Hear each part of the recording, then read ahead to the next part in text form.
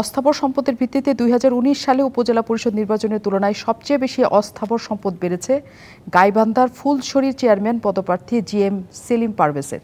তার সম্পদ বেড়েছে 4,251.68%। একটা মানুষের 5 বছরে কেমন করে 4000 গুণ সম্পদ বাড়তে পারে? আপনারা কি দেখতে পান না, নাকি তাদের কি হচ্ছে? মানে এই জবাবদিহি তো আপনাদের দিতে হবে, কারণ আপনারা তো ক্ষমতায়। ধন্যবাদ আপনাকে। আসলে আমরা কিন্তু ব্যক্তি নিয়ে আলোচনা এখানে বসি না, একক সমষ্টি তো সব, যেহেতু জাতীয় সমষ্টিগত আলোচনায় আমরা আসবো। যেহেতু উনি ইতিমধ্যে ওনার মনোনয়নপত্র দাখিল করেছেন এবং মনোনয়নপত্রে ওনার আয়ের ব্যয়ের হিসাব দিয়েছেন, যদি এরকম কোনো অসঙ্গতি থাকে তার বিএস আয়ের সাথে 4 বছর আগের সাথে এই এখনকার বর্তমান আয়, তাহলে নিশ্চয়ই প্রশাসনিকভাবে এনবিআর আছে, অ্যান্টি কারাপশন আছে, দে উইল লুক আফটার। এখানে কে কোন দলের কোন ব্যক্তি এটা কোনো পরিচয় না। কিন্তু জাতীয় নির্বাচনে এইসব অসামঞ্জস্যের বিরুদ্ধে আমরা কিন্তু কোনো ব্যবস্থা দেখি নাই। যদি তার আয় এবং ব্যয় এবং তার যদি হিসাব দিতে না পারে, তাহলে নিশ্চয়ই সেখানে আমি মনে করি হিসাব কি কেউ চাইবে, যেখানে আছে চাইবে কেউ হিসাব। এনবিআর তো আছে, সেখানে আমরা কাউকে দেখি না, আমরা কাউকে দেখি না। না কেন করবে না? আমরা তারা হয়তো আদিষ্ট হয় না বা কিছু না, এই সংস্থাগুলো আছে কেন? তারা স্বাধীন, তারা সিদ্ধান্ত নিলেই তো পারে। তাদের তো কেউ ইনস্ট্রাকশন দেবে না যে তুমি করো না, তো বলে নাই তো কেউ তো বলে নাই যে সরকার প্রধান বলে না, দল বলে না।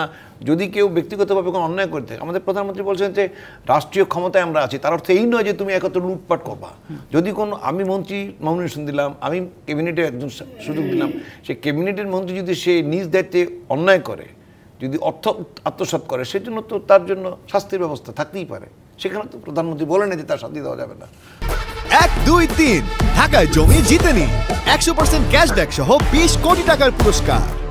অন্যায়কারী থেকে যিনি অন্যায় করবেন, লুটপাট করবেন, যিনি এই অর্থ আত্মসাৎ করবেন, তাকে বিরুদ্ধে ব্যবস্থা নেওয়ার জন্য ওপেনলি তিনি অনেক আগে থেকে বলেছেন যে আমি দায়িত্ব নিয়েছি দল পরিচালনা করার জন্য, আমি দায়িত্ব নিয়েছি এমপি মন্ত্রী মনোনয়ন দেওয়ার জন্য, আমি দায়িত্ব নিয়েছি মন্ত্রী ক্যাবিনেটে দেওয়ার জন্য, কিন্তু আমি ওই দায়িত্ব নেব না যদি কেউ অন্যায় করে থাকে তাকে আমি প্রোটেক্ট করব। এরকম বড় বড় দুর্নীতির খবর আমরা যখন পাই, এই পর্যন্ত কোনো মন্ত্রী, এমপি, উপজেলা চেয়ারম্যান, আওয়ামী লীগের অনেক এমপি কিন্তু এখনো দুর্নীতি মামলায় কোর্টের মামলা হাজিরা দিয়ে আছেন। আমাদের অনেক এমপি আছে, আপনি বোধহয় নিশ্চয়ই জানবেন, কাউকে কিন্তু কোর্টের বাইরে রাখেন নাই, জেল খাটতে হয়েছে, জামিন না হয়েছে। মনে করেন আমাদের যদি আপনি যদি ধরেন না, আমাদের যে আগের এমপি ছিল ঢাকার, কি নাম, হাজি সেলিম, তাকেও তো দুর্নীতি মামলা যেতে হয়েছে।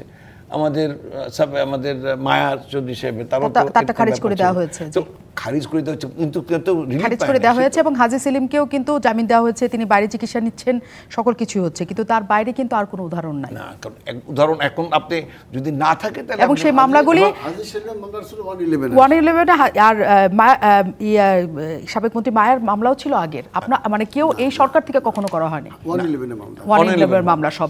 কাজেই সরকার চলাকালীন অবস্থায় যখন মন্ত্রী এমপিদের এরকম থাকে, এত বড় বড় নেতাদের কথা আমরা নাই ভাবি, সেটা একটা দুরাশা। কিন্তু এই চেয়ারম্যান, উপজেলা চেয়ারম্যান, এমপি কয়েক বছরের, তাদের যদি এমন অবস্থা হয়, কেন একবারও তাদের বিরুদ্ধে কেন ব্যবস্থা নেওয়ার? জিরো টলারেন্সের কথা তো সবসময় বলা হয়।